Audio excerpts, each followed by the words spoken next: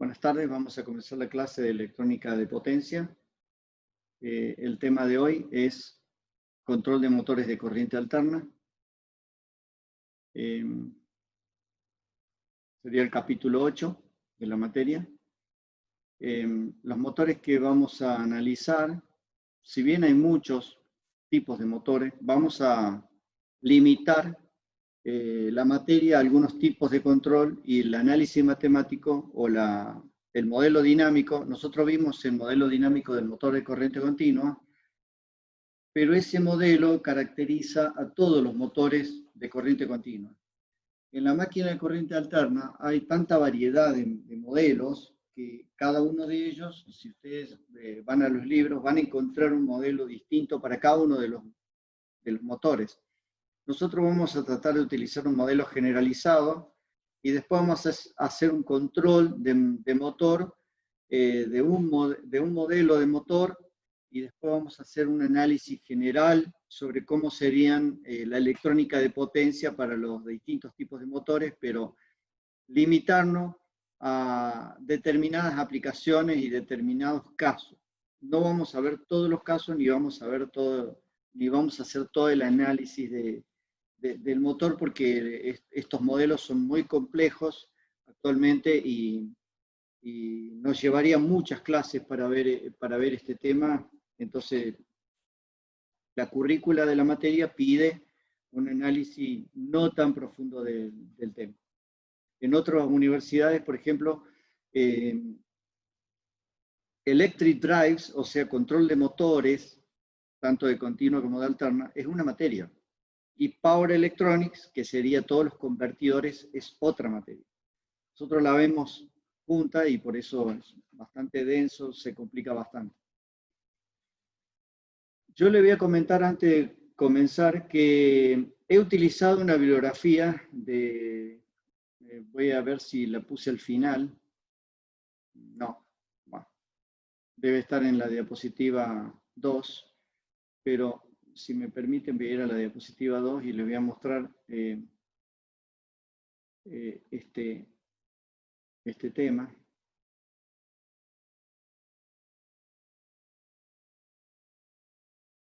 El capítulo 8 tiene 2 diapositivas.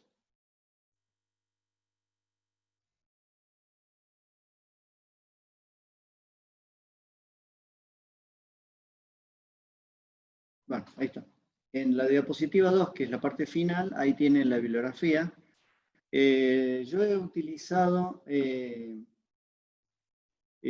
una bibliografía de análisis matemático del modelo del motor que me resultó más sencilla, pero no necesariamente es la única. Hay muchos modelos, todos están relacionados y todos más o menos encaran y llegan al mismo resultado final. Yo he utilizado la bibliografía número 1, que es de Werner Leonard. Uy, disculpen, se me corrió la tableta.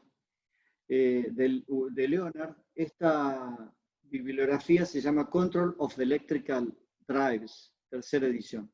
Este es un libro alemán traducido al inglés, tiene en su tercera edición, es el libro de referencia de prácticamente todos los libros de control de motores.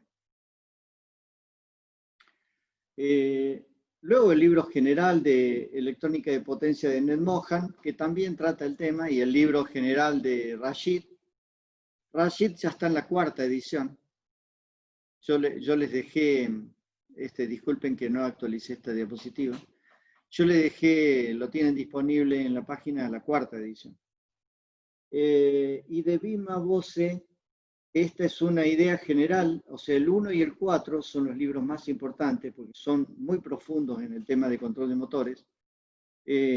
Particularmente el Voce trata con una nomenclatura de la modelización del motor parecía a la que se utiliza en Norteamérica. Y Leonard parecía a la que se utiliza, como es alemán, y trabajó en Siemens, parecía la que se utiliza, creo que trabajó en Siemens, por lo menos es lo que tenía entendido yo, la que se utiliza en Europa, que es con nomenclatura más bien exponencial.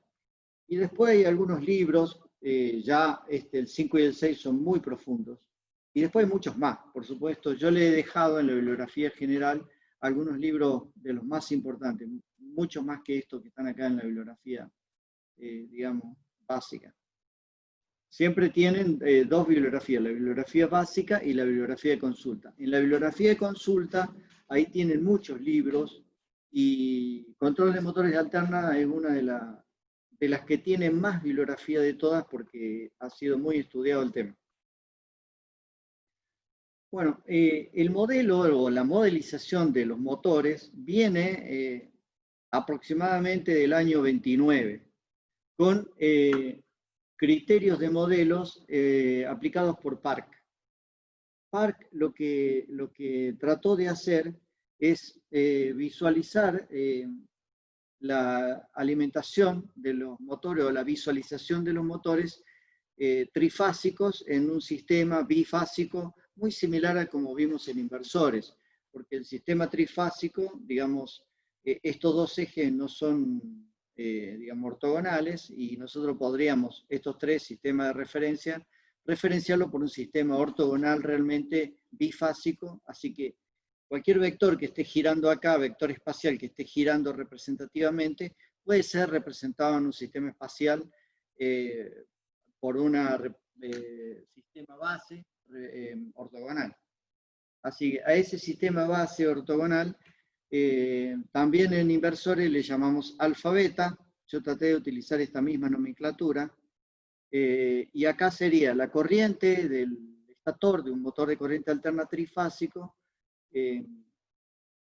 con la corriente en la fase A, la fase B y la fase C, o sea, desfasados 120 grados, podemos representarlo, ese mismo vector, puesto acá y que está girando, lo podemos representar por mi marco de referencia alfa beta, o este mismo vector lo puedo representar por mi sistema de referencia ABC. Digamos, es más práctico utilizar el de la derecha porque matemáticamente es realizable y el de la izquierda no. Porque si quiero hacer cualquier operación matemática al no tener un sistema base, tengo problemas con, digamos, con la implementación de la matemática, digamos. Estos fueron los inicios. En el año 42, Cron pudo extender a cualquier máquina el modelo matemático, utilizando un modelo que tenga en cuenta los distintos puntos de vista, porque, por ejemplo, el motor síncrono, el campo giratorio del estator gira a una velocidad similar a la del campo, igual a la del campo giratorio del estator. El rotor y la del estator giran a la misma velocidad, pero no en la misma fase. O sea, están girando los dos a la misma velocidad porque es un motor síncrono, pero la diferencia de fase que tienen tiene una relación o un vínculo con el torque. Eso supuestamente lo han visto en máquinas eléctricas. Bueno, acá nosotros vamos a utilizar todos los conceptos de máquinas eléctricas para poder hacer el control del motor desde el punto de vista no de un sistema de control, sino desde el punto de vista de la electrónica de potencia. Pero no nos podemos desvincular de todo modo con un sistema de control, porque al final de cuentas siempre terminamos en la misma. Lo mismo que nos pasó con motores de corriente continua y lo mismo que nos pasó con fuentes conmutadas y con todos los controladores que queramos analizar nosotros. Siempre terminamos analizándolo también desde el punto de vista de un sistema de control. Cron lo que trató de hacer es referenciar o utilizar un marco de referencia que tenga una relación con los distintos tipos de motores. Y el motor asíncrono en particular, el rotor gira a una velocidad distinta del estator o del campo giratorio del estator por cuestiones del deslizamiento que hay, porque si ustedes han visto que si giraran a la misma velocidad no cortara línea de fuerza el rotor, y por esta situación dejaría de tener torque y se detiene, y así sucesivamente. Entonces, ¿qué hizo Cron? tratar de realizar un modelo matemático relacionado con esto, vinculó el rotor y el estator en un marco de referencia bidimensional, alfa beta, y el rotor en otro marco de referencia bidireccional, también alfa beta, pero visto desde el punto de vista del eje del rotor. Así que nos encontraríamos matemáticamente con un marco de referencia del estator y otro del rotor. Si quisiéramos hacer un análisis matemático del motor, teniendo en cuenta ambos, como uno se está deslizando respecto del otro, necesitaríamos hacer un análisis sobre uno de ellos y el otro hacer visualizarlo como esté rotando. Así que ese es el contexto en el cual nos encontramos con querer modelizar un motor de corriente alterna. Esto era muy distinto en un motor de corriente continua, porque en un motor de corriente continua, independientemente de la posición relativa del rotor, el vector campo, digamos, el flujo de campo, mantiene la ortogonalidad con el flujo del rotor. Esta ortogonalidad que se mantiene independientemente de la posición relativa del rotor permitió que el modelo del motor de corriente continua sea tan simple. No así ocurre con el modelo del motor de corriente alterna, en la cual tenemos que lidiar con distintos marcos de referencia. Bueno, ese es el contexto en el cual nos encontramos con querer modelizar el motor, por eso ya se viene estudiando desde hace muchos años este tema. En el año 59, Kovács y Rax introdujeron una teoría que se llamó la teoría del vector espacial de la densidad de flujo en el entrehierro. Porque en el entrehierro ocurre otras cosas también, que sería como una interrelación entre los dos flujos, el flujo del estator y el rotor. Así que, bueno, ellos, Kovács y Rax, hicieron el modelo. Yo acá no voy a describir el modelo en sí, simplemente voy a mencionar la idea general y después vamos a ir a cómo lo pensó Leonard en su modelo generalizado. La idea de la distribución del vector espacial es visualizar cómo se manifiesta el flujo. El flujo es una medida escalar, en realidad, pero se puede visualizar como un vector por la manera en que está distribuido.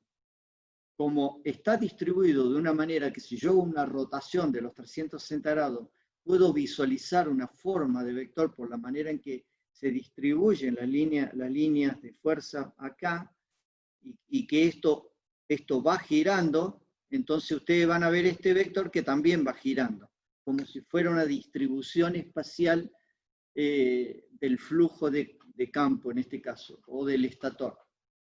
Esta manera de visualizar la densidad o la distribución de la densidad de flujo es la que llevó a visualizar como una vectorización del campo. Bueno, dicho esto, entonces el modelo matemático que utilizó Leonard, trató de utilizar criterios, digamos, ideales, es decir, que los tres bobinados del motor sean simétricos, que no haya, digamos, pérdidas, que todas las condiciones sean ideales. De esa manera, la distribución de las tres corrientes del estator, si fuera ideal, si fuera el caso ideal, daría 0. Visto esto, Leonard lo que hizo fue lo siguiente: visualizar el motor, una máquina de corriente alterna, simplemente trifásica, siempre trifásica, analizando la fase 1 como un solo bobinado concentrado, cuando en realidad es distribuido. Los bobinados de los motores son distribuidos, no está concentrado en una sola zona, en una sola ranura, sino que está bien distribuido, de una manera que yo le voy a mostrar en un ratito cómo se distribuye. Pero Leonard lo imaginó concentrado para simplificar la matemática. en donde ahí le muestra entrante y saliente de la fase 1. Lo mismo la fase 2 y la fase 3. Entonces ahí tienen el bobinado del estator. Y el rotor también lo imaginó bobinado. Así que la fase 1, la fase 2 y la fase 3 del rotor. Y también imaginó, bueno, vamos a marcar un punto de referencia de rotación del rotor respecto del estator.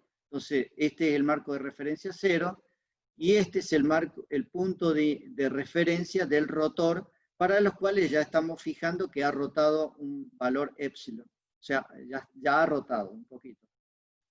Sobre esto, entonces podríamos describir que en el estator, aquí, en el estator, tenemos un bobinado y una corriente sobre ese bobinado. Esa corriente va a girar como gira con el vector espacial como lo vimos en inversores. Entonces vamos a describir esa corriente del estator que está girando. Y está girando durante los 360 grados.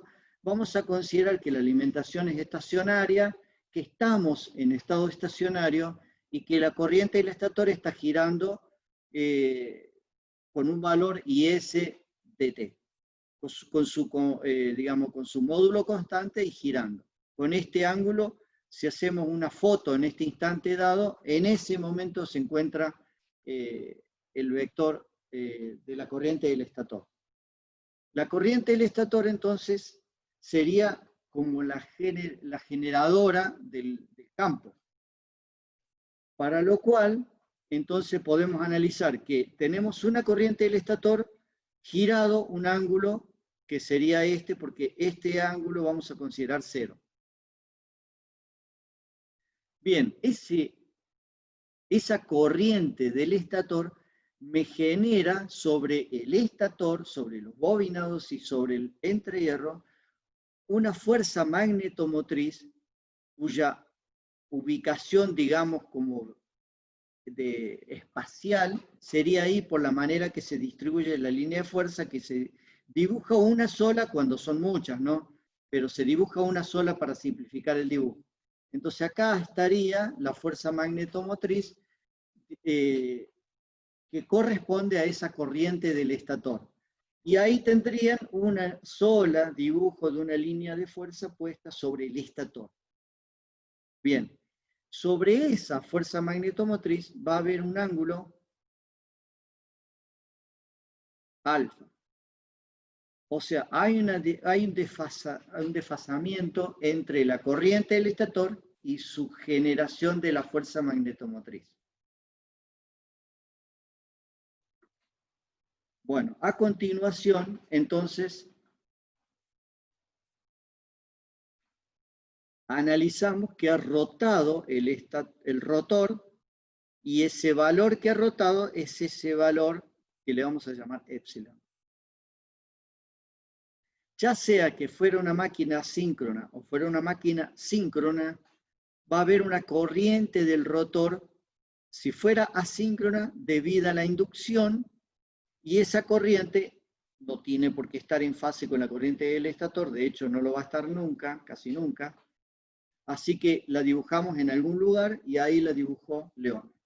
La corriente del rotor, y esa corriente del rotor me genera una fuerza magnetomotriz en el rotor que va a estar desalineado obviamente con la del estator. Así que va a haber una fuerza magnetomotriz del estator y otra del rotor, y en el entrehierro va a haber una interacción entre ambas. Si analizáramos solo la fuerza magnetomotriz del estator, durante el recorrido de los 360 grados podríamos ver cómo se distribuye esa fuerza magnetomotriz, que para nada es senoidal, pero podría parecerse a senoidal, y se ve que esa fuerza magnetomotriz es proporcional al valor alfa, a ese valor alfa que mostramos acá, que sería este, porque estamos hablando de esta fuerza magnetomotriz, sería la FDS.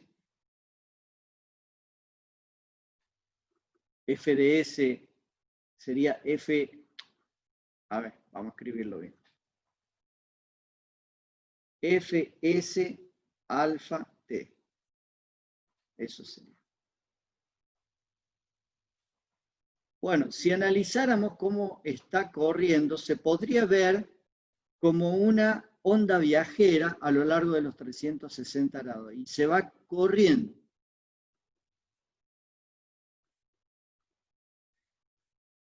Tiene una distribución que no es exactamente senoidal, pero puede parecerse una senoidal. Si despreciamos todas esas armónicas, quedaría una expresión como el coseno de un valor alfa.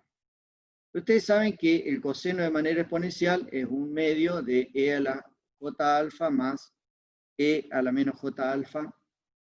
Esa sería la distribución cosenoidal. Pero la distribución de la fuerza magnetomotriz en el estator es aproximadamente a un coseno. Si yo me quedo con esto, la puedo ubicar acá y también podría decir que Fs de alfa t es un medio porque es esto, este un medio. O sea, esto sería el coseno, pero sería el coseno de IS, de IST. Entonces ahí está distribuido, está mostrado cómo es el coseno. En realidad la fuerza magnetomotriz es igual a N por I. Entonces estamos viendo que, ¿qué corriente? Y bueno, la corriente del estator. Pero como tiene una distribución, la fuerza magnetomotriz, o esa corriente tiene una distribución cuasi cosenoidal, entonces, despreciando esos armónicos, me va a quedar esta expresión, que esta es la expresión que mencionó Leonard como la fuerza magnetomotriz del estator. La corriente, entonces, tiene una distribución espacial con A, B, C, que las cuales yo podría ver solamente este vector que está acá, que está girando, y va a ir girando a los 360 grados. Y la distribución de la fuerza magnetomotriz está dibujada a la derecha, que es la manera en que se manifiesta el coseno, que va a ser por acá, va a ir allá, y de ahí va a venir acá, y de ahí va a venir acá, y de ahí va a venir acá. Esta es la forma, digamos, en el espacio del coseno, y esta es la forma, acá se va a manifestar el seno. Eso visto desde el punto de vista exponencial, ¿no? Acá se manifiesta sobre el eje real. Entonces, podemos expresar que la fuerza magnetomotriz, resumiendo, del estator, que es función de alfa t, tiene esta expresión que acabamos de mencionar recién, y también va a haber una expresión similar para el rotor. Para el rotor es beta, no es alfa. ¿Por qué razón? Porque lo habíamos mostrado acá. Y yo no me olvidé de mencionar que beta es la diferencia angular entre alfa y epsilon. O sea, es la diferencia, porque esa es la que vincula al rotor. Siempre es la diferencia. Sobre todo si se trata de inducción. Va a haber inducción si hay diferencia angular. Y la diferencia angular es dinámica, o sea, está constantemente cambiando, o sea, es beta, por eso es beta y también del tiempo. Pero también, como resultante, podemos ver la superposición de ambas, el entrehierro, que va a ser esta fórmula que ya directamente la expresé así. No puse la fórmula en el libro de Leonard, la tienen completa. ¿Cómo se distribuye espacialmente el bobinado en un motor de corriente alterna? Bueno, Roger, yo recién mostré cómo distribuíamos de manera concentrada, pero en realidad una de las fases está distribuida. Entonces acá está mostrada una de las fases, cómo se distribuye en el centro mucha cantidad de bobinado y en las laterales menos. Y a medida que vamos acercándonos para allá es menos, menos, menos. Entonces se puede ver, ahí está mostrado así como si fuera una distribución aproximadamente senoidal.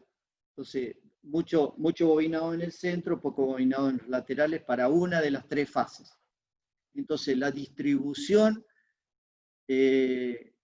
o la manera de ubicar de manera distribuida el bobinado del estator es de característica senoidal. Eso hace que la fuerza magnetomotriz tenga una ecuación muy parecida a una función cosenoidal.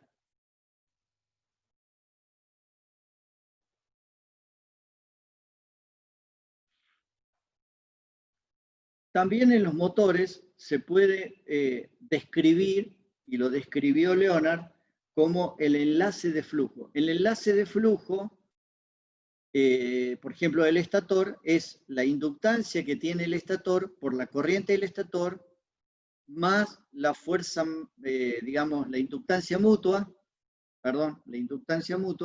por la corriente del rotor, rotado el ángulo épsilon.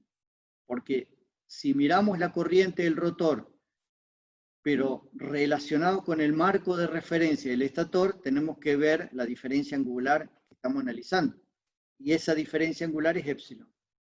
Y si lo veo desde el rotor, podría ver que el enlace de flujo del rotor es la inductancia por la corriente más m por la corriente del estator, pero la rotación es inversa. Acá es positivo y acá es negativo, sobre el mismo ángulo, porque depende del punto de vista que lo esté viendo.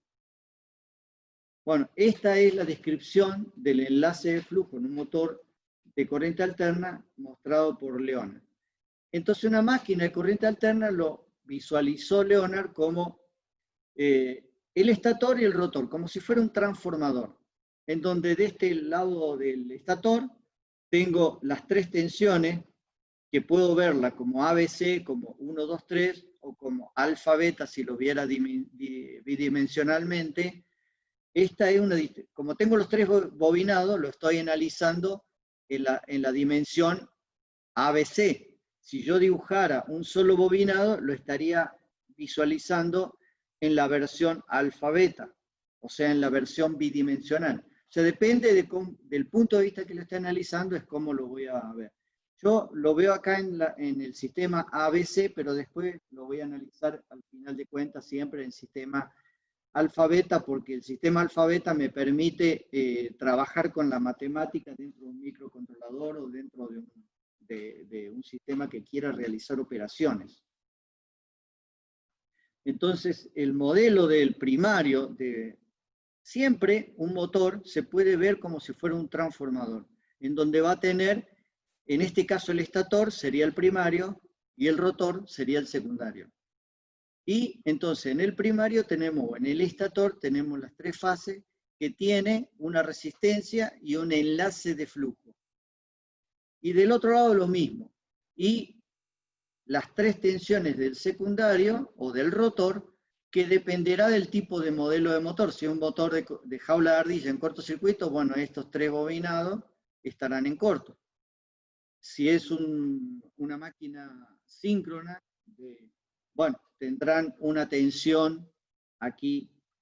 Entonces, dependerá del modelo, es que visualizaré como BR1, BR2 y BR3. Visto en la dimensión ABC, serían estas tres ecuaciones que corresponderían a esto que está acá. RS más derivada de lambda S con respecto al tiempo, que sería esta primera parte. Y lo mismo para la segunda, y lo mismo para la tercera. Entonces ahí estaría analizando, discúlpense, hoy lo tengo un poco desalineado en la tableta, y cuando dibujo me sale mal.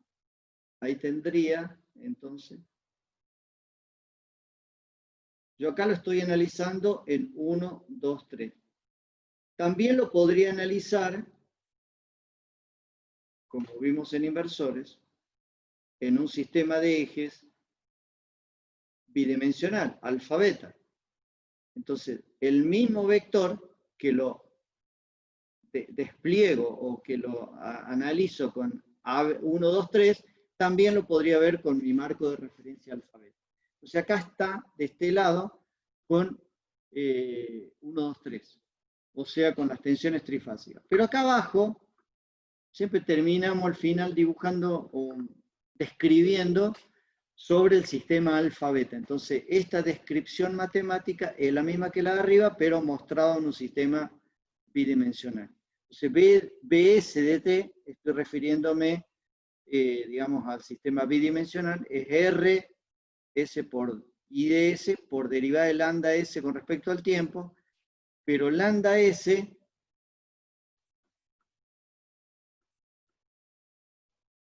en realidad, lambda S es esto que está acá. Vamos un poquito más atrás.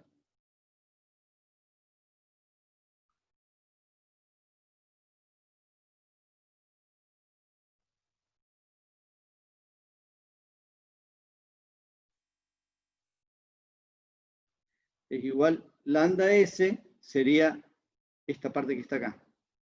Esto que está acá. O sea, RS por IS es esto, y todo esto sería la derivada de lambda S con respecto al tiempo.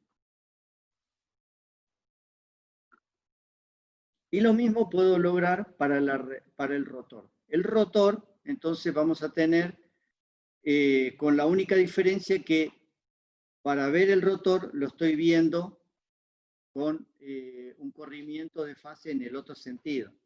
Estoy viéndolo girando hacia adelante, y lo estoy viendo girando hacia atrás, porque depende del marco de referencia con que lo esté mirando.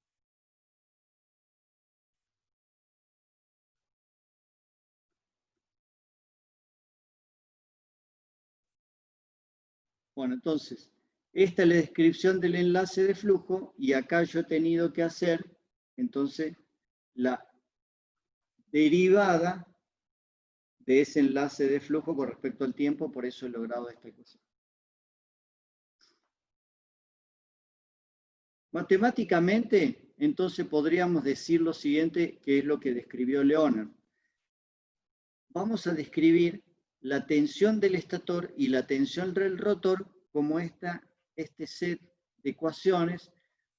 Como es bidimensional, el de arriba, la de BS/DT, me genera dos ecuaciones, una en el eje real y otra en el imaginario, y lo mismo la del rotor, por lo tanto acá tengo 4 ecuaciones, si lo analizo, digamos, por separado. ¿Cómo sería la ecuación? Esa sería la ecuación de las tensiones en el motor. ¿Cómo sería el torque? Bueno, el torque lo describió Leonard, hizo todo un análisis, o sea, si van al libro van a encontrar un análisis bastante denso, son un par de carillas, en donde analizó, digamos, el bobinado del rotor, la densidad de flujo magnético, que le llamó BR debido al estator, y un vector fuerza que para generar torque tiene que ser ortogonal y siempre estar viéndose de manera ortogonal para que el rotor pueda girar.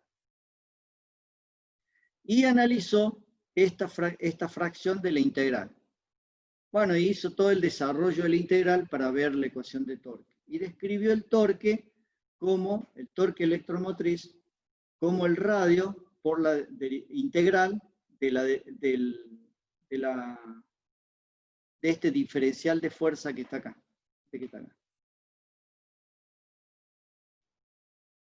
Y llegó a esta ecuación que está acá y a esa ecuación final.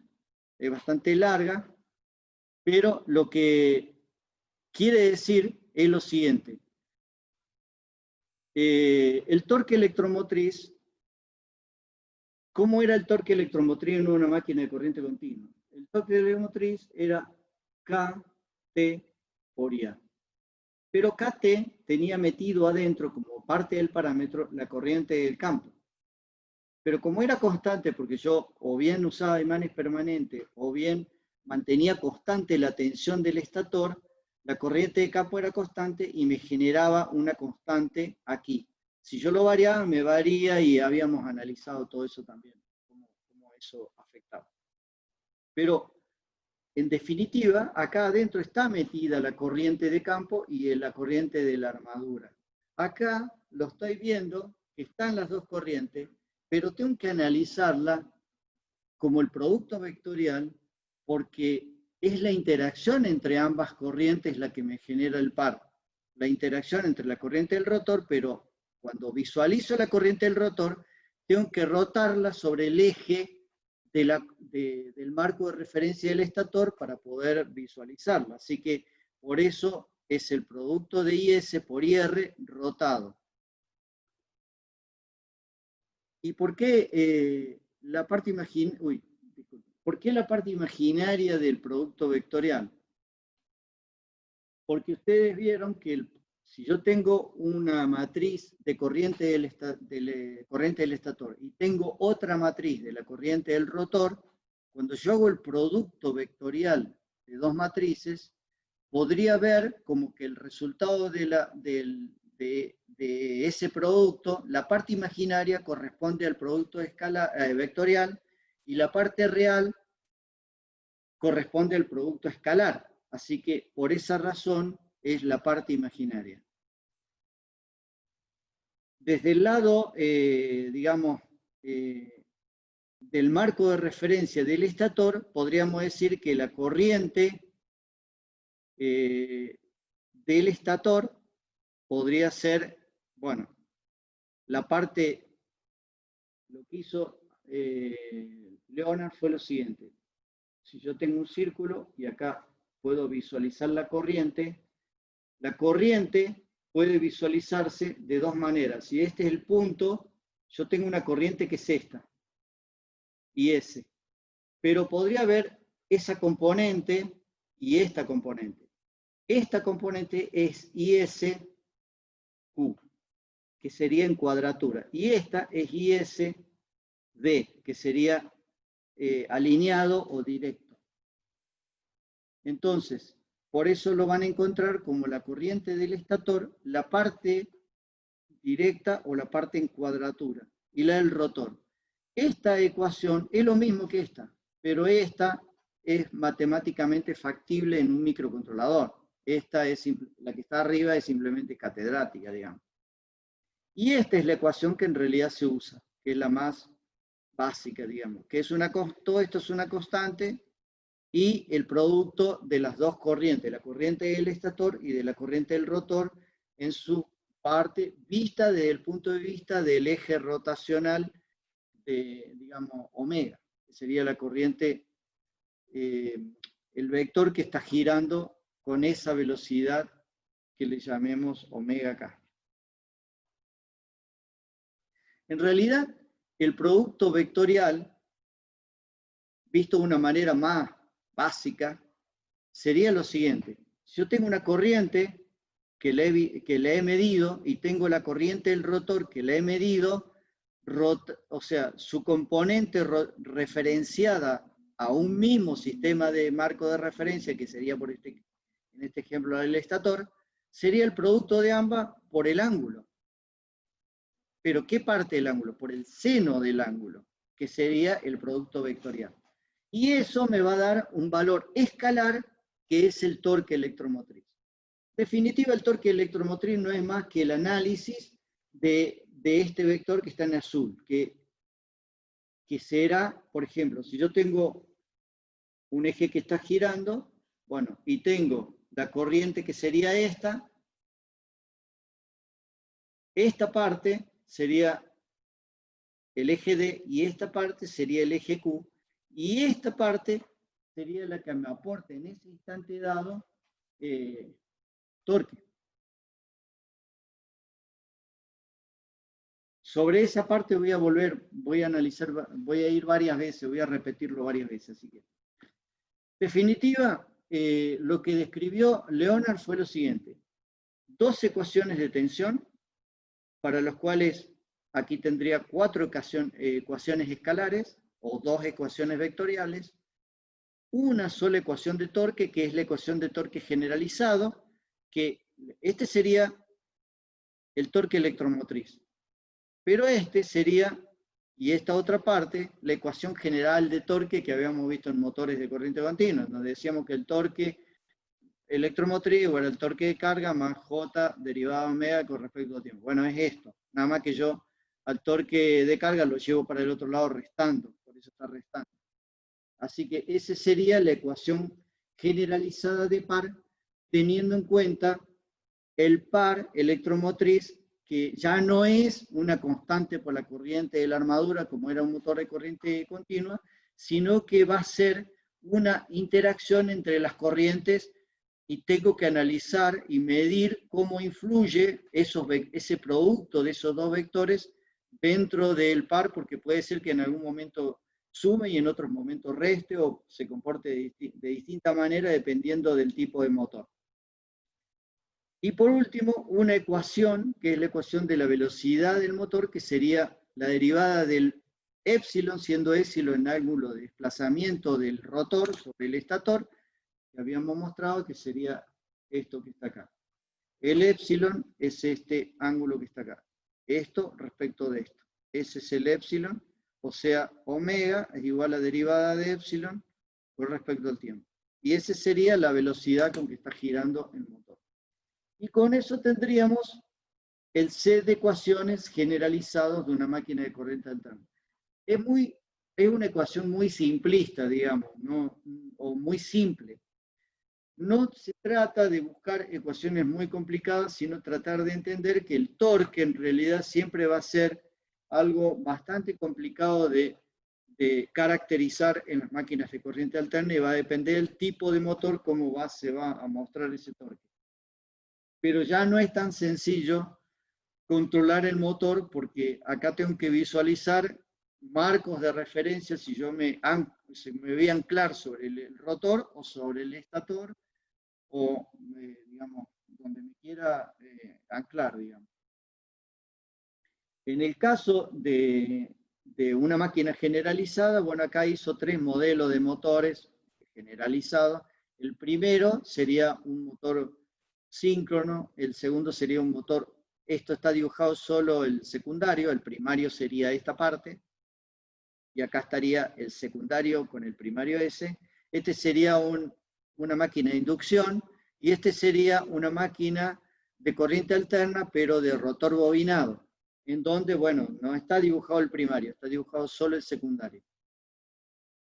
Y así tendríamos distintas máquinas. Hay otros modelos de máquinas, hay otras máquinas, perdón, que tienen otros modelos, o sea, no es tan, este modelo, si bien es generalizado, en algunos libros van a encontrar, por ejemplo, para otros tipos de motores, como el motor de reluctancia conmutada, un modelo matemático aparte, particular para ese modelo. Nosotros no vamos a llegar tanto a eso, pero sí vamos a ver la electrónica de potencia para controlar esos motores. Siendo que tenemos que tener en cuenta este detalle que el análisis y generación de torque en una máquina de corriente alterna es más complicado porque hay que verlo, porque sería el producto vectorial de dos vectores que no están alineados y que durante los 360 grados están manifestando de una manera, dependiendo del tipo de motor, de una manera que si quiero hacer el control tendría que hacer un control un poco más, digamos, elaborado que un controlador de un motor de corriente continua. Vamos a ir a una máquina de inducción. La máquina de inducción sería este primario que está dibujado acá y este secundario. Sería ese el modelo. Entonces Leonard también hizo un análisis, pero dijo lo siguiente. Habría una velocidad de campo giratorio del estator que le vamos a llamar omega 1. Y habría una velocidad de campo giratorio del rotor eléctrico, digamos, que le vamos a llamar omega 2. Y habría una velocidad del motor, del eje mecánico del motor, que le vamos a llamar omega m. Todo eso sería igual a 0 si estamos en estado estacionario. Para lo cual puedo determinar que omega 2, vamos a describir omega 2 como la frecuencia de deslizamiento, es la diferencia entre la fuerza, entre la velocidad del campo giratorio del estator y la velocidad del campo giratorio del eje del motor. O un factor S por omega 1. Estas dos ecuaciones son equivalentes, digamos. Este sería un modelo de estado estacionario de una máquina asíncrona, que tiene deslizamiento. Llamado deslizamiento la diferencia entre la velocidad del campo giratorio eléctrico del rotor, del estator, perdón, 1 del estator, y m del eje del motor, o del eje del rotor. Acá hay otras relaciones, pero acá también van a encontrar en algunos libros que S es omega 1 menos omega m sobre omega 1. Lo sacamos de acá porque de esta ecuación. Si describimos en estado estacionario, bueno, Leonard hizo una descripción de cómo sería el modelo en un marco de referencia bidimensional o del vector espacial, en donde podemos describir entonces la corriente en el sistema alfa-beta, la corriente del estator girando los 360 grados con una descripción del vector espacial como vimos en inversores, y esa sería esta corriente del estator. Y lo mismo para la tensión del estator, ¿no? La tensión del estator y la corriente del estator que veríamos acá. Y bueno, Leonard, por una cuestión de simplificación, en algunos libros siempre tratan de normalizar, el estator, en realidad el motor lo podrías representar de esta manera: una resistencia, una inductancia de dispersión, la inductancia mutua, de este lado, este sería la inductancia mutua, la inductancia de dispersión del estator, la resistencia de dispersión del estator, y lo mismo para el rotor. Entonces, esta sería la inductancia del rotor y la resistencia del rotor. Pero ¿qué pasa? Aquí estoy viendo omega 1 y acá estoy viendo omega 2. Si yo quiero referenciar todo respecto de omega 1, entonces tengo que relacionar cómo se vinculan omega 1 con omega 2.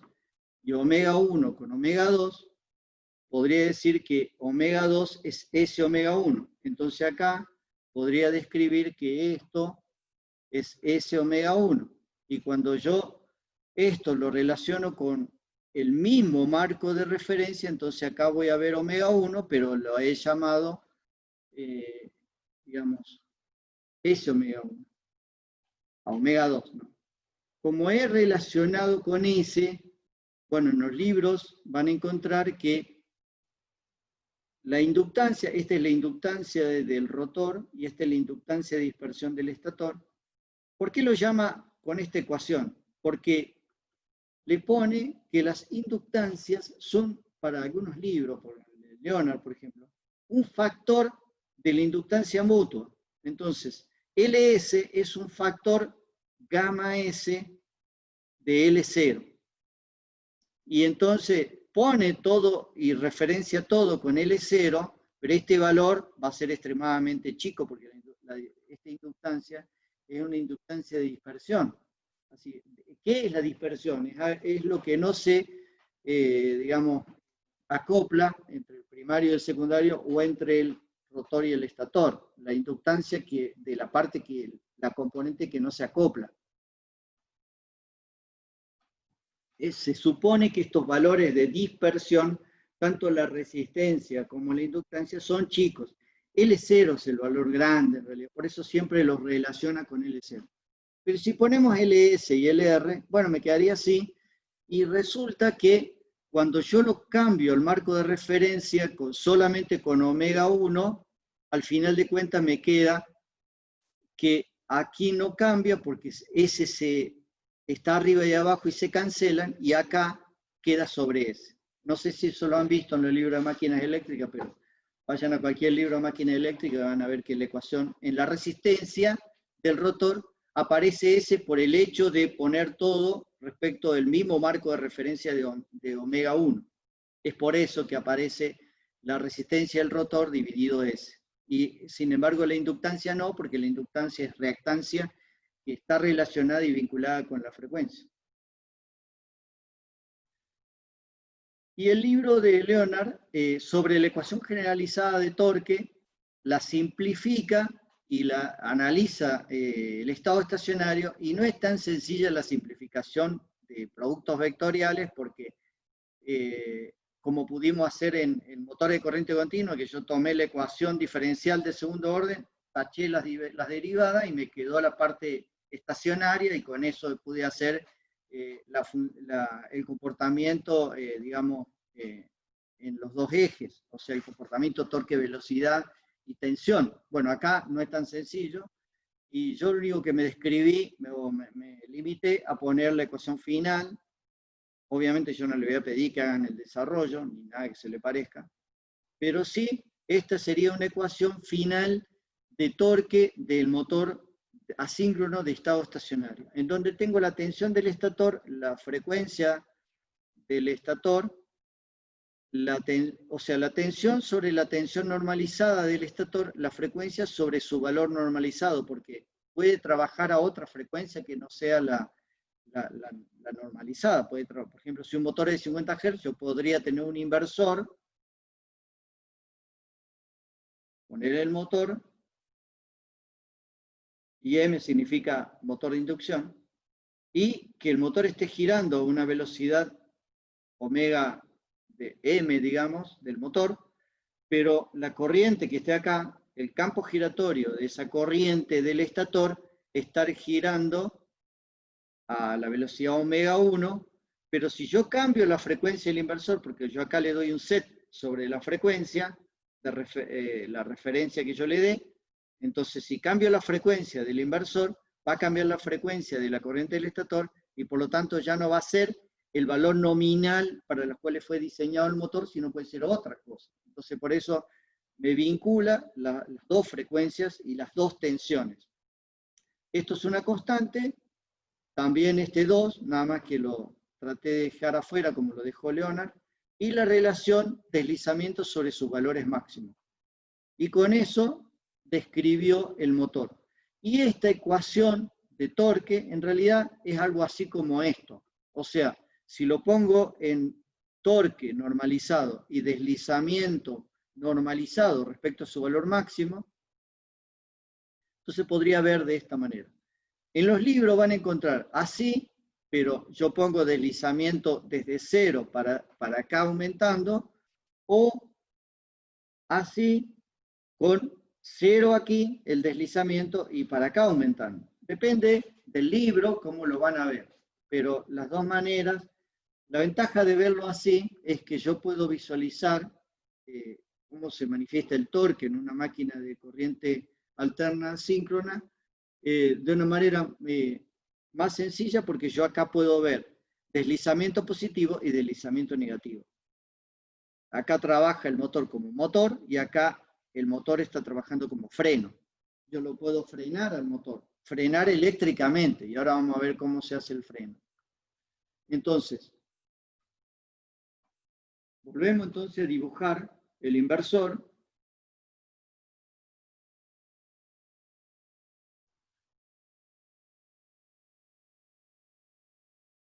Y acá tengo entonces la frecuencia, y acá tengo omega 1, y acá tengo la omega de referencia. ¿Cuándo voy a estar en este cuadrante? En el cuadrante motor. Cuando el deslizamiento esté entre 0 y 1. Acá es 0. Cuando esté entre 0 y 1. ¿Y cuándo el deslizamiento está entre 0 y 1? Bueno, vamos para atrás. Acá ven que el deslizamiento es omega 1 menos omega del motor sobre omega 1. Entonces, para que esté entre 0 y 1, esto tiene que ser mayor que esto, para que esté entre 0 y 1. Omega 1 tiene que ser mayor. Entonces, ahí la frecuencia del inversor va a ser mayor proporcionalmente a la velocidad del rotor. Este lo va traccionando, por eso es mayor.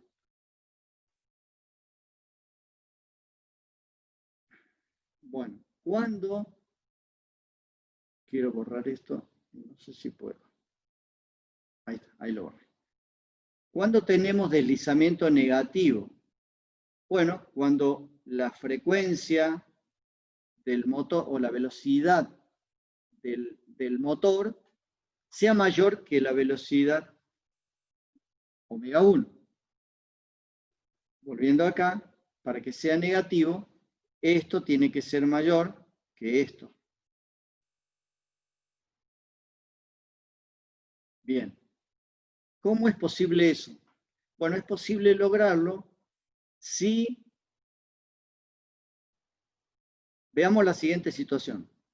Yo le entrego energía al motor, o sea, le doy tensión alterna trifásica al motor y el motor está girando. Estamos en velocidad nominal. El motor está girando a su velocidad nominal, con un torque determinado, torque electromotor. Bien, está girando con un torque.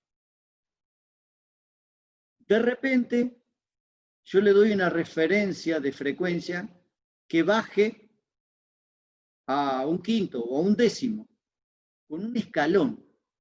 Entonces me voy a encontrar que eléctricamente yo lo puedo hacer de una manera muy ágil y muy rápida, pero mecánicamente el motor está ligado a una dinámica de la carga. Entonces, si yo bajo la frecuencia en forma abrupta, el motor no va a bajar la velocidad en forma abrupta. Entonces, si yo bajo la frecuencia del inversor, me voy a encontrar en ese momento que la frecuencia del inversor tiene menor valor que la frecuencia de giro del motor. Y ahí tengo deslizamiento negativo. Entonces, el deslizamiento negativo solamente es posible si tengo un inversor. Si tengo la tensión de alterna que lo conecto en el motor, siempre el deslizamiento va a estar entre 0 y 1. Nunca voy a poder tener deslizamiento negativo. Tengo deslizamiento negativo porque yo puedo controlar la frecuencia.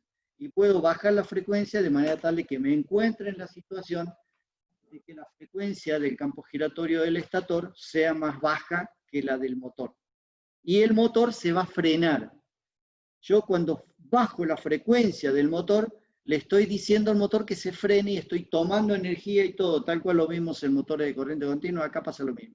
Siempre y cuando el inversor sea regenerativo, es decir, permita la absorción de la energía hacia la vuelta y tenga un capacitor de base. Si se da esa situación, yo puedo tomar esa energía y absorberla y guardarla para después utilizarla en el próximo bloque.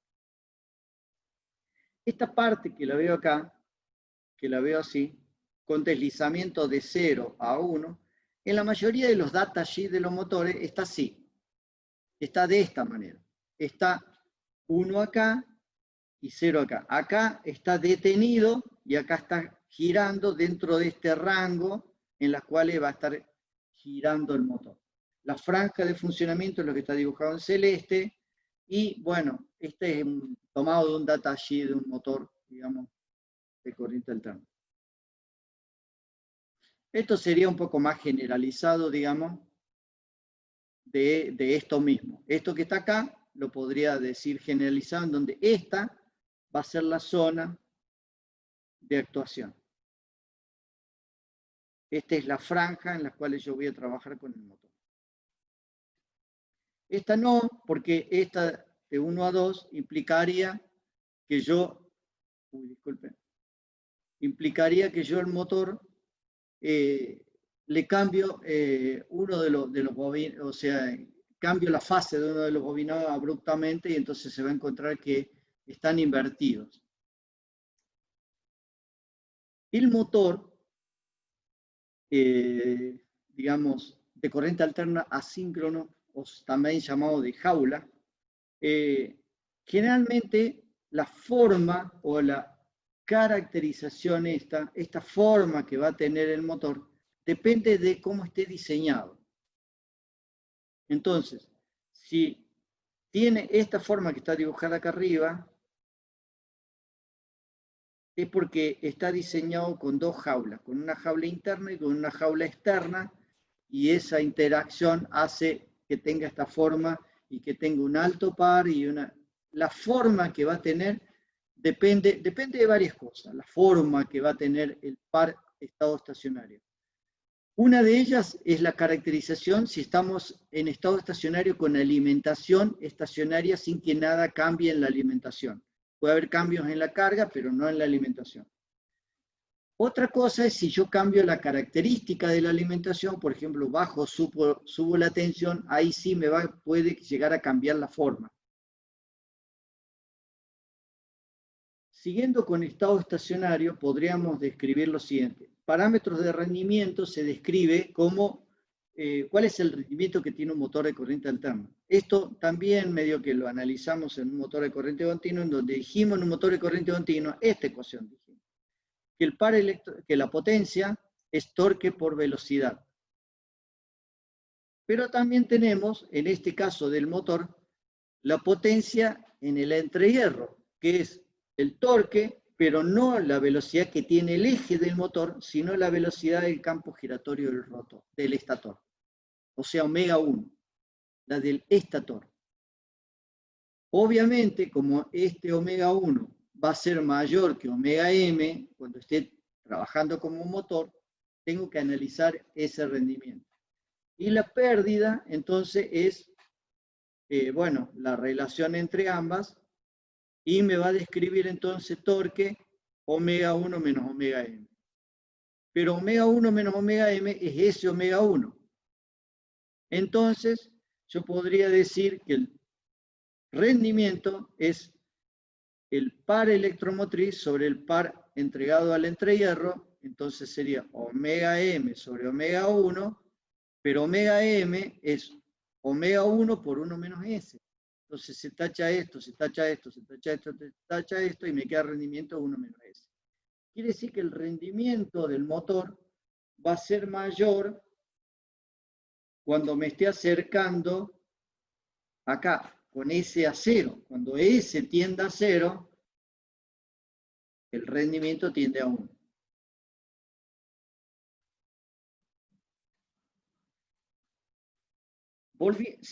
Continuando con el estado estacionario, encontré en un libro de Mohan, que se llama Electric Drives. Mohan tiene varios libros. Tiene un libro que se llama Power Electronics, tiene otro libro que se llama Electric Drives, y tiene otro libro que se llama Advanced Electric Drives. Esos libros lo van a encontrar en la bibliografía de consulta. Y Advanced Electric Drives tiene simulaciones en MATLAB, y todos los archivos de simulación, como yo compré el libro y las tengo, se las puse disponibles, así que tienen disponible las simulaciones en MATLAB, en Simulink básicamente, de Advanced Electric Drives.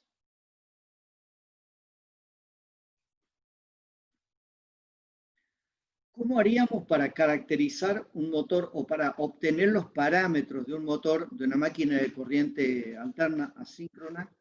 El modelo matemático, pero de estado estacionario. Yo podría describir entonces el modelo como un primario y un secundario. Aquí estaría la inductancia mutua, acá la resistencia del estator, y aquí la inductancia de dispersión del estator. Y de este lado la inductancia de dispersión del rotor, y la resistencia del rotor sobre S. Esto que está acá es S, es 1 sobre S. Bueno, ¿cómo se hace para obtener estos parámetros, como para caracterizarlos? Yo les comenté cómo caracterizar el motor de corriente continua para describir la constante de tiempo eléctrica y la constante de tiempo mecánica, para hacer el modelo matemático. Bueno, acá tenemos la misma cuestión.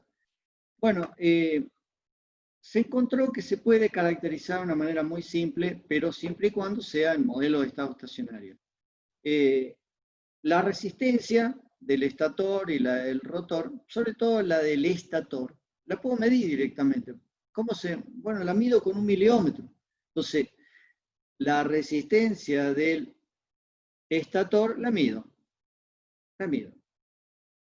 Luego, voy a hacer un test que se llama sin carga, y con eso voy a medir la inductancia mutua. Y luego voy a hacer un test que se llama de rotor bloqueado, que es tomo el motor que está girando, alimentado con una alimentación nominal, girando a su velocidad nominal, y le aplico un taco de freno y lo freno hasta que lo detengo. Este es un freno brusco, le aplico un freno mecánico exterior. Lo freno cuando se bloquea, cuando queda frenado, ahí mido, y obviamente ni bien mido suelto, porque si no se va a quemar, va a levantar temperatura. Así que se bloquea, frena, mido, suelto. Esa sería la situación. ¿Cómo se hace la medición de resistencia? Con un miliómetro. Y como yo tengo el estator, que sería este bobinado, bueno, la resistencia que tenga acá el estator, agarro, mido entre este punto y este punto, y considero que este valor y este valor son idénticos, entonces la resistencia que voy a tener en una de las fases, medido entre dos fases, va a ser la mitad. Por eso es la resistencia medida de fase a fase dividido 2. Y ya tengo entonces este valor. Este valor ya está calculado. Disculpen, está medido. Ya he medido la resistencia del estator, que es a circuito abierto. Una vez que he medido eso, paso siguiente, se llama el T sin carga. ¿Cómo se hace? Lo alimento con alimentación nominal. Acá obviamente está mostrado, visto en un sistema bifásico, pero es trifásico obviamente. Pero yo lo puedo visualizar en un sistema bifásico. Bueno, lo alimento. Una vez que lo alimento, gira su valor estacionario, está girando. Cuando gira,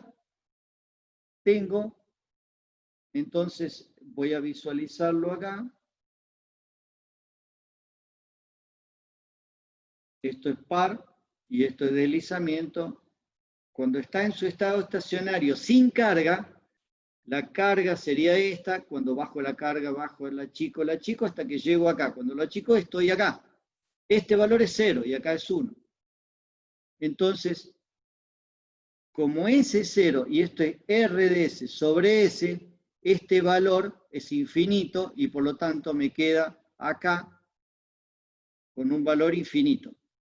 Entonces, lo que esté midiendo por acá,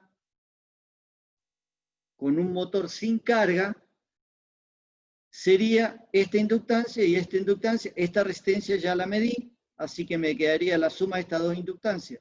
Pero como esta inductancia es muy grande y esta es dispersión, este valor es muy chico, entonces el valor que esté midiendo prácticamente es Lm. Y mido entonces el valor de la corriente IA y el desfase entre la tensión y la corriente, y lo analice con la resistencia y puedo determinar entonces el valor que tiene la inductancia mutua. Y ya me quedaría la segunda medición hecha. Este valor está medido, este valor está medido. Me queda ahora medir el resto de las cosas, bueno, de los componentes. El siguiente ensayo se llama a rotor bloqueado. Vamos a bloquear el rotor. Cuando el motor queda frenado, queda detenido porque lo frené exteriormente, en ese instante saco la foto, mido, suelto, pero cuando medí, de nuevo, ¿a dónde me encuentro acá? Me encuentro con S, 0 y 1. ¿A dónde estoy ahora? ¿Estoy acá o estoy acá? Cuando el motor está detenido. En 1. Estoy acá. Entonces, R de R sobre 1.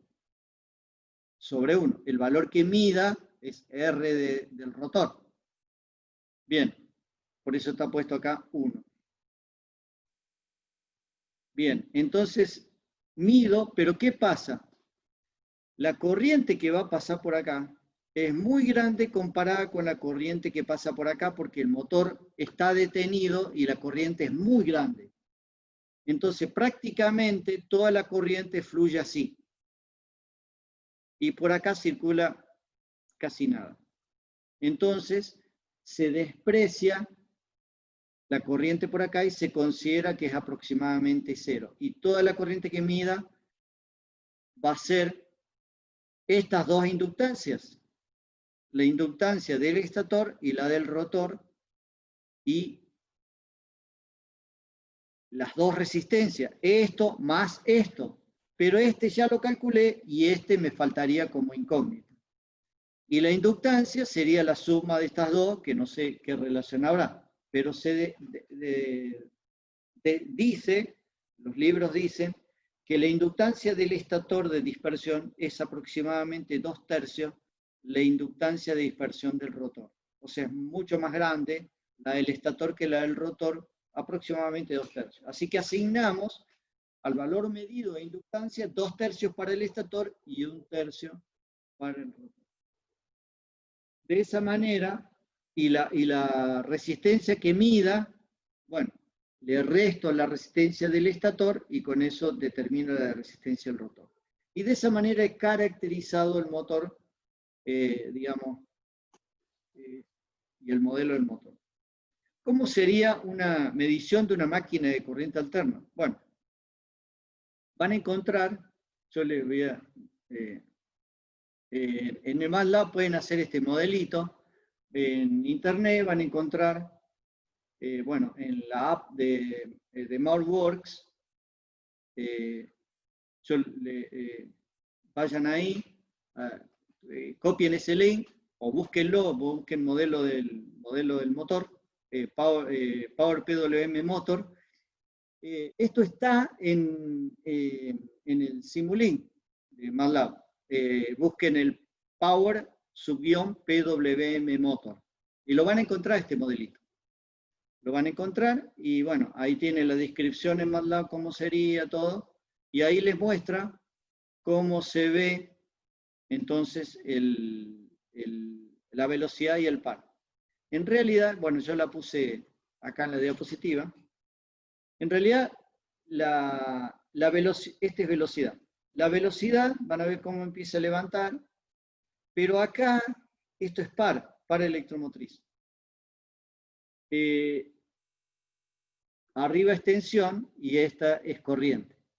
El par electromotriz, fíjense que al principio es una oscilación que va desde valores altos, pasa por valores pasando por cero negativos y luego sube, luego baja, luego sube, hasta que se acomoda, se estaciona, y después este par se iguala al par de carga. Tarda todo esto en igualarse hasta llegar al par de carga. O sea, demora bastante. Bueno, esta descripción del par se puede explicar de la siguiente manera. Imagínense el vector corriente del estator que está girando. Cuando ustedes conectan el motor, este campo, esta corriente del estator está girando a una velocidad más rápida que la del motor. Entonces, ¿pero qué pasa? El torque es el producto de esas dos corrientes, pero al principio no hay, pero ustedes pueden observar que empieza a crecer por inducción. Observa una corriente en el rotor y el producto de ese vector corriente con la corriente del estator, la componente tangencial es la que genera el torque. Pero ¿qué pasa? La corriente del estator gira a una velocidad mucho más rápida que la que está girando el eje del motor, a tal punto que el producto de esos dos vectores, corriente, puede llegar a ser negativo porque ésta se pasó de vuelta, digamos. Entonces, empieza a bajar el producto hasta llegar a ser negativo. De todos modos, cuando vuelve a acomodarse, siempre su valor promedio, digamos, es mostrado así. Por eso, ustedes van a ver que siempre en el arranque se muestra como línea de trazos, porque en realidad es un comportamiento oscilatorio que va traccionando y lo va llevando al eje del rotor, lo pierde, pero cuando vuelve a girar y vuelve a encontrar que el producto de esos dos vectores pasa a ser positivo, entonces lo vuelve a traccionar, pero lo vuelve a perder, y así sucesivamente hasta que ya el motor gira a una velocidad que su valor se puede estacionar.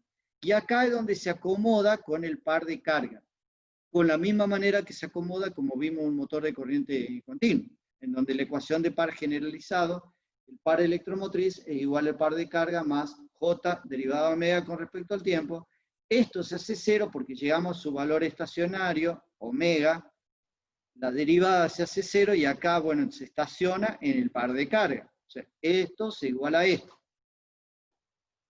Acá tiene la tensión del PWM y esta es la corriente. Bueno, eso lo van a ver en esta slide de esta, digamos, tutorial de Simulink. Este archivo lo pueden encontrar en el MATLAB, en el Simulink, está disponible.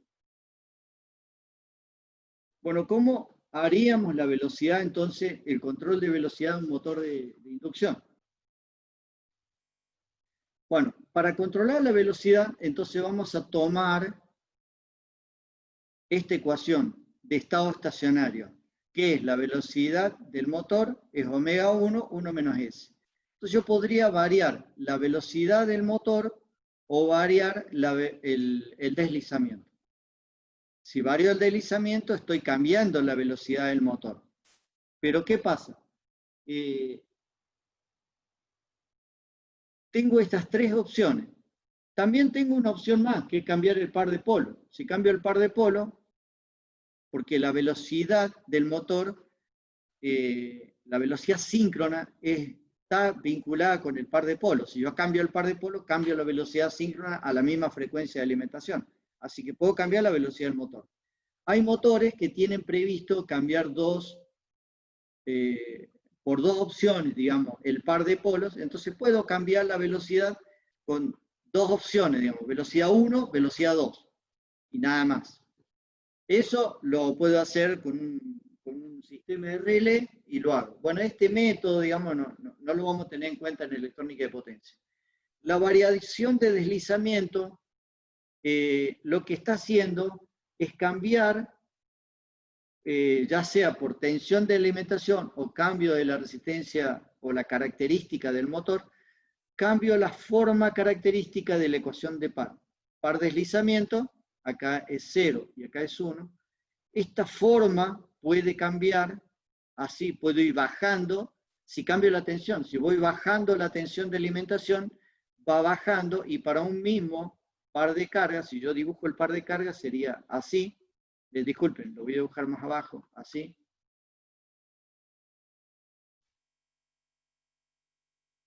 Así, entonces tendría un valor de deslizamiento, un valor de deslizamiento, otro valor de deslizamiento. Depende de la tensión que le haya puesto en la alimentación, tengo S3, S2 o S1 y como omega M es igual a omega 1, 1 menos S, si yo cambio este valor, cambio este valor. Pero ¿qué pasa? Esto vale para esta carga. Si la carga cambia y se me baja acá, y se me baja S, y S entonces va a depender, disculpen, se me chispoteó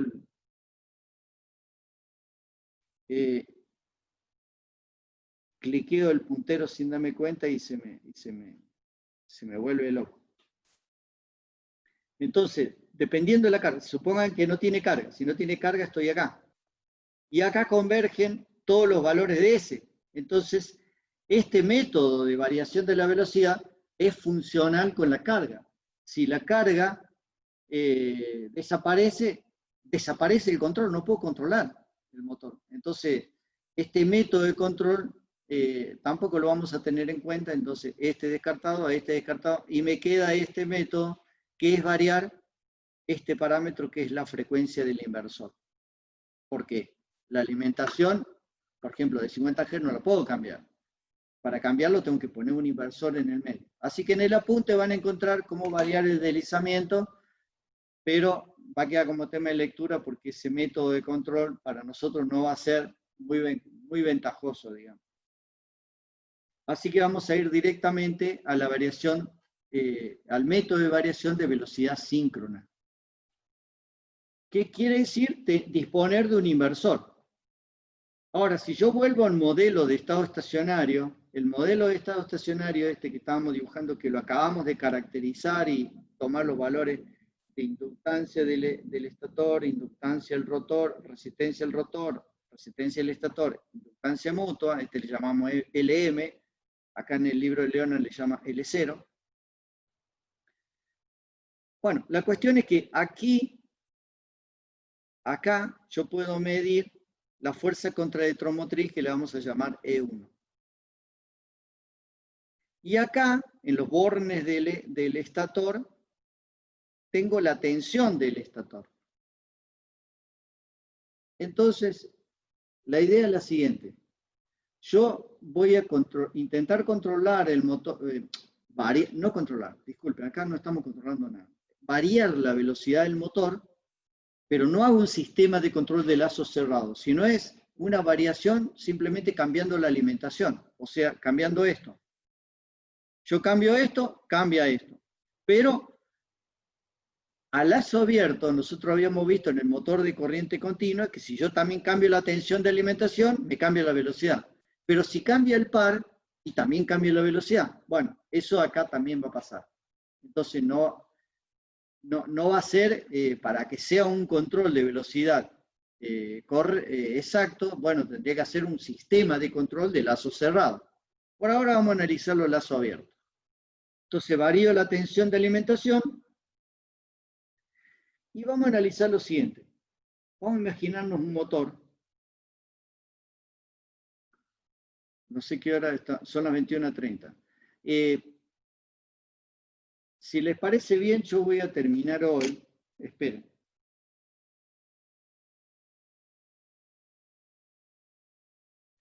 Con esta diapositiva acá. Así que voy a demorar un poquito más. Así que sí, voy a pedir disculpas que me demore un poquito, que me pase. Pero tengo que cerrar este tema para que la semana que viene comencemos ya con este tema ya visto. Entonces vamos a considerar lo siguiente.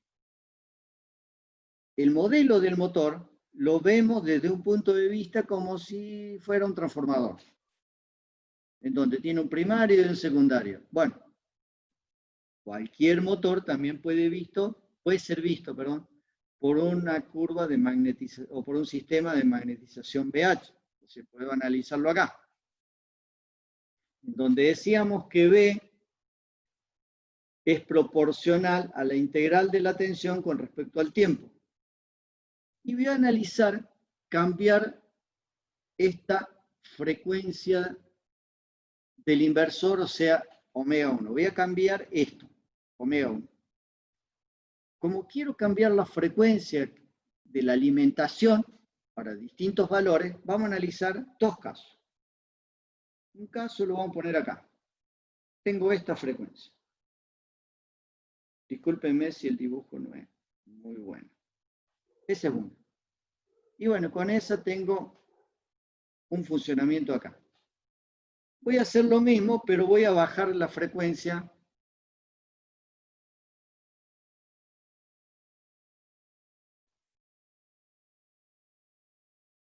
sin cambiar la tensión. Ahí lo que he hecho es bajar la frecuencia a la mitad. Entonces vamos a mostrar acá, en el circuito de magnetización, el primer caso. El primer caso de rojo va a ser este recorrido. Porque estoy analizando esta área. El caso de azul, en realidad sería esta área. Es mayor, ¿verdad? Entonces, de esperarse que esto vaya más allá. ¿Qué pasa si yo empiezo a bajar la frecuencia sin bajar la tensión? El área va a ser incrementada al punto tal de saturar el motor. Entonces, si yo bajo la frecuencia, tengo que bajar la tensión de alimentación para mantener el flujo, porque esto también es relacionado con el flujo del motor.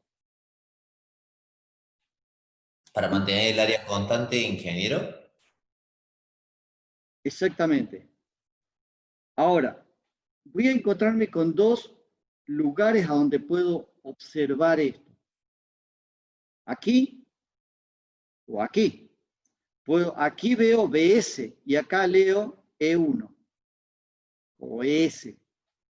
Acá en este borne y este borne voy a leer la fuerza contraelectromotriz. Acá voy a leer la tensión de alimentación. Entonces van a encontrar que hay dos criterios de visualizarlo. Entonces, se trata de mantener esa área constante. Si yo quisiera mantener esa área constante, mirándolo por acá, sería omega 1, perdón, BS sobre omega 1. ¿Verdad? Si yo lo miro de acá, sería E1 sobre omega 1.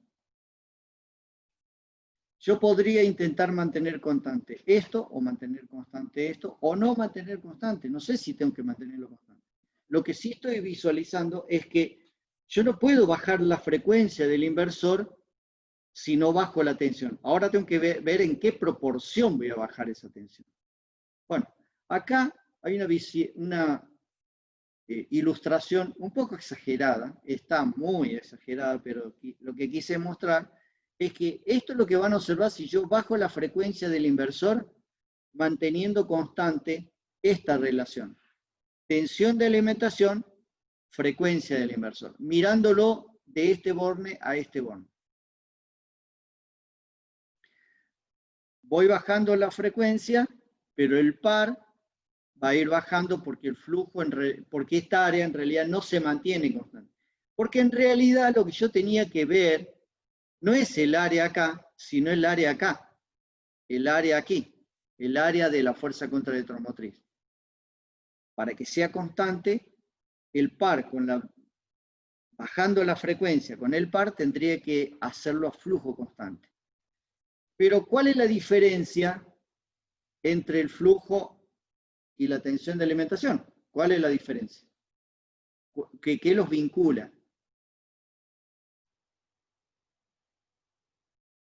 Lo voy a poner en verde.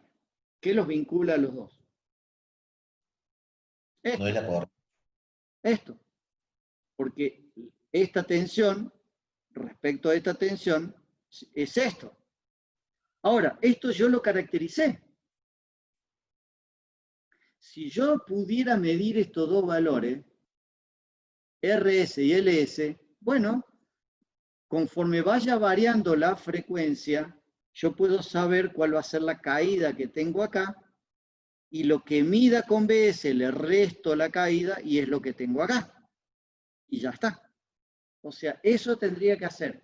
Entonces mi controlador debiera hacer una relación incluyendo, sería como una cajita acá, en donde yo incluya RS como set, LS, y me devuelva E1 y acá entre BS. Ese sería, como una tabla. Y yo, una vez que introduzco E1 y le doy como set omega 1, perdón, omega 1, el sistema me va a devolver el mismo omega 1 y E1, y su relación. ¿Me entienden? Y eso serían los dos datos que entran al inversor. Y con eso yo ya tendría el motor puesto, pero tengo que darle estos dos datos, el E1 y el omega 1, como set point del inversor.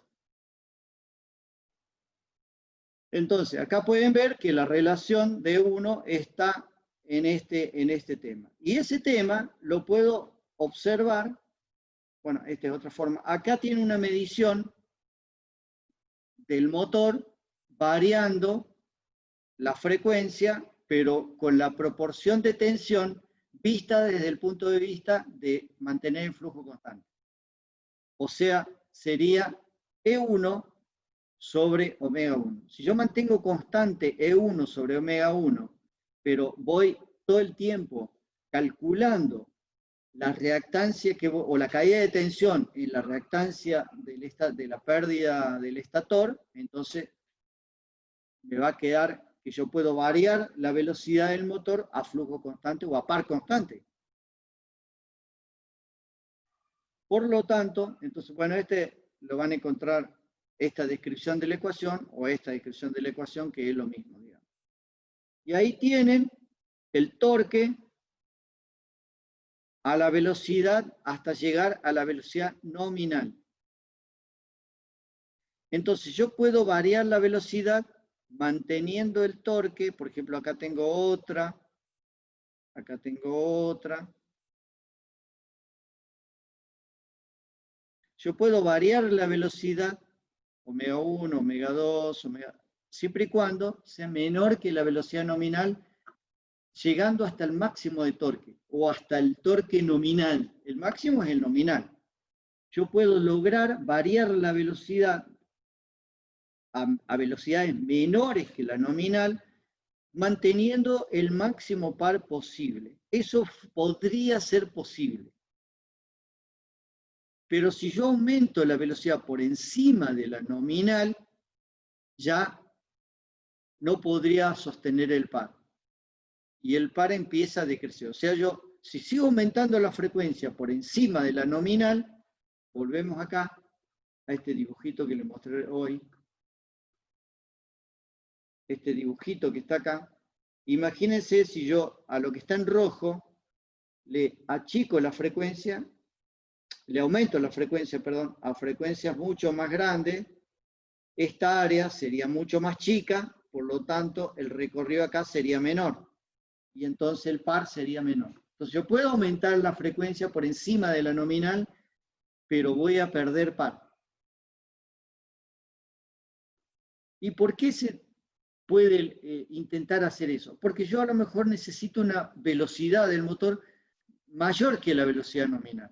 Bueno, eso va a ser a costa de caída de par electromotriz, y si el par de carga lo permite, bueno, lo puede traccionar el motor, bueno, será posible aumentar la velocidad por encima del valor nominal. Si no, nos quedaríamos hasta acá, que sería la máxima velocidad posible. ¿Puedo aumentar? Sí.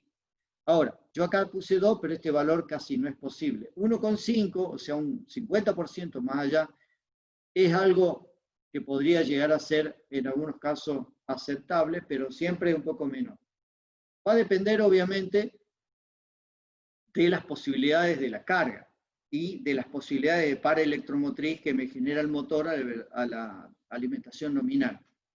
Así que ese sería el contexto del controlar el motor. Entonces, la idea sería la siguiente. Para frecuencia nominal, por ejemplo 50 Hz, yo puedo ir bajando la frecuencia y controlar el motor a flujo constante, y el par se va a ir manteniendo estacionario, manteniendo constante.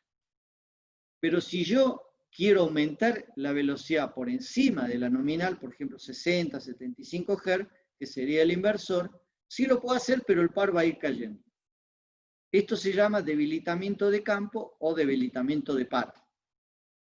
¿Y hasta dónde puedo llegar? Y bueno, acá puse 2, que sería 100 Hz.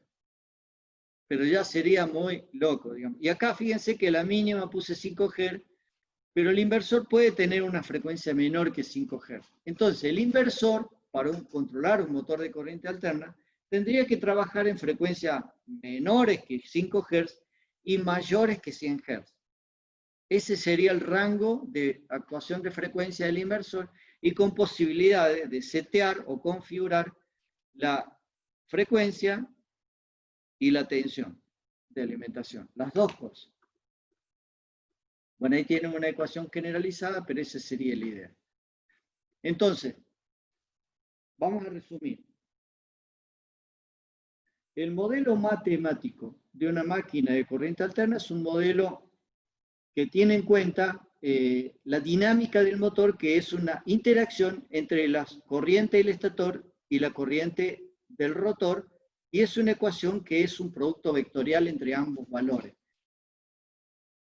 Es más compleja la ecuación de par, y el par puede ser positivo o negativo dependiendo de cómo esté funcionando. Acá vimos en la simulación que en algunos momentos el par era negativo.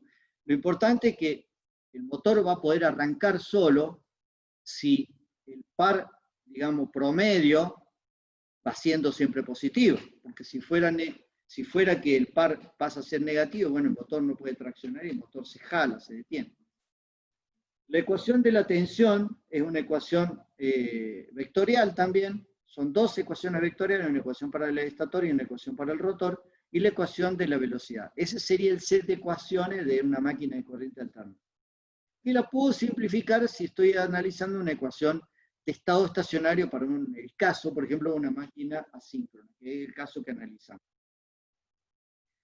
Y pudimos ver también que podemos caracterizar esos parámetros del modelo de estado estacionario y podemos ver que en realidad si queremos controlar una máquina de corriente alterna tenemos que variar la frecuencia del inversor. Controlar por deslizamiento no pude entrar mucho en detalle, pero sí no es un verdadero método de control. Por lo tanto, nosotros como electrónica de potencia lo vamos a descartar. Hay algunos libros que hacen mucho hincapié sobre ese modelo porque se usaba en los años 80, pero actualmente con los diseños, los inversores que hay hoy, bueno, prácticamente ninguna máquina de corriente alterna es controlada por deslizamiento. Con esto cerraríamos y la clase que viene lo que vamos a ver es control. Vamos a ir al control de una máquina de corriente alterna, habiendo visto la caracterización.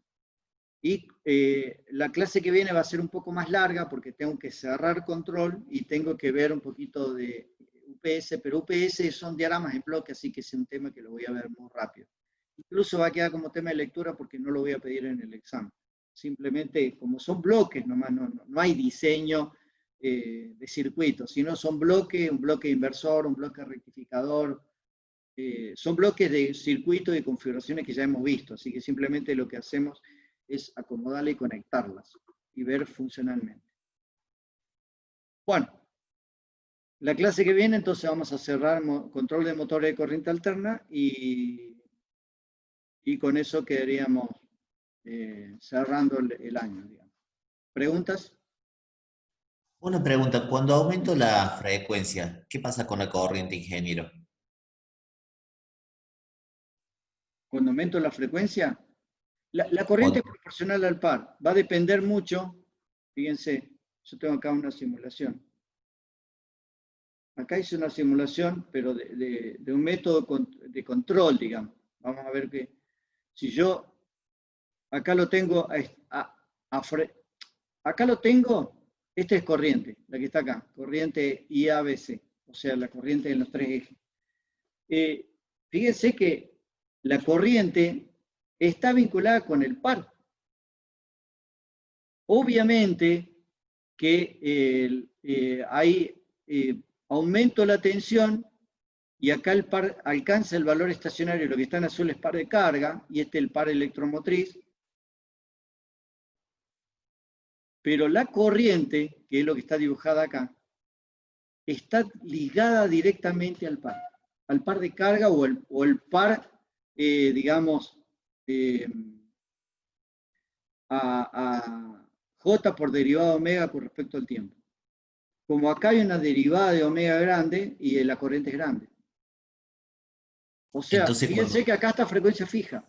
Acá hay frecuencia fija. Y fíjense cómo está variando la corriente. Porque la corriente está ligada al par en realidad. Pero si yo cambio la frecuencia del inversor, me va a cambiar el par y al cambiar el par me cambia la corriente o viceversa. Porque el par es consecuencia de la corriente. No es consecuencia la corriente del par. ¿Ok? Acá pueden ver que está aumentando la velocidad, pero porque yo en el arranque, a ver, voy a intentar hacer un zoom acá. Fíjense la corriente cómo se manifiesta ahí. Esto es un sistema controlado, no es lazo abierto. Esto vamos a ver en la clase que viene.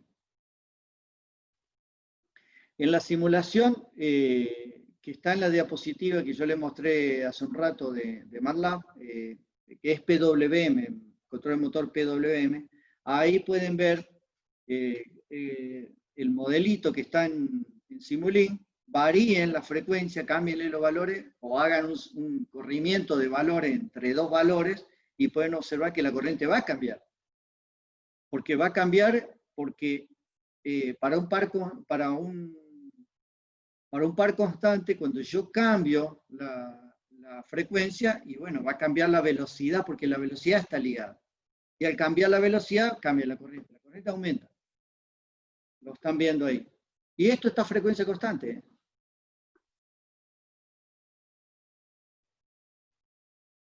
O sea, no es lineal, no hay un comportamiento lineal acá, porque es una variable, la corriente es una variable, es una interacción, o el par en realidad es una interacción del producto de esas corrientes. Acá estamos viendo solamente la corriente del estator, faltaría la corriente del rotor y el producto.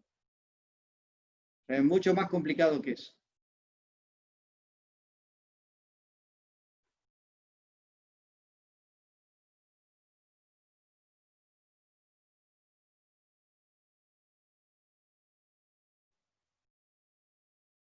Bueno, voy a cortar la grabación y si alguien quiere hacer una pregunta fuera de línea, quedo dispuesto.